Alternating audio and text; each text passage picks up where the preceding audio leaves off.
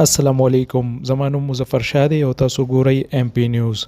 قدرمنو کتونکو، یو مهم خبر نه تاسو خبرو شه موضوع کې جګړه شوې ده چې پکې یو تن وفات شوی هم دی. د دې جګړې نوعیت څه او په څه وجه باندې جګړه شوې ده، څو تنان گرفتار شوي دي، پوره تفصیلاتو اخیستو دپاره موږ رابطه کړې ده د سرکل ډي اس پي بریکوټ سره. د هغوی نه تفصیلات اخلو. ډي اس پي صاحب، د جګړې نوعیت څه، ولې پکې یو تن وفات شو، څو تنان گرفتار شوي دي، مکمل تفصیلات را سره شریک کړئ.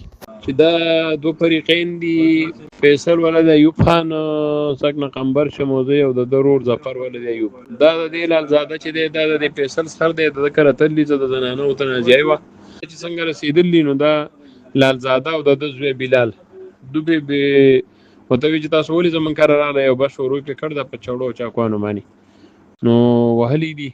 او په دې کې فیصل چې دی دا په موقع باندې جان باغ شوی دی او پات شو دی، او ظفر زخمی دی. د ظفر نه مونږه په 302 324 کې باقاعده رپورټ اغستی دی، په لالزاده او په بلال باندې رپورټ کړ دی. او د دورونه نور محمد شفیق، محمد رفیق، فاروق دم زموږ سره گرفتار دي، خو دا په 302 کې د دې خلاف څه رپورټ نشته.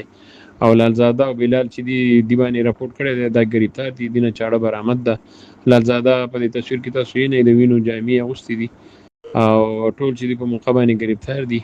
دا په نیمه غنټه کې د شموزو زموږ سی چو صاحب او دغه ټیم گرفتار کړی دي، او په موقع باندې جاړه تیم برآمد ده. غم د وینو ده، دا په خپلو کې د زنانه ورشتي دي د او په دغه رشتې په تنازعه باندې دي.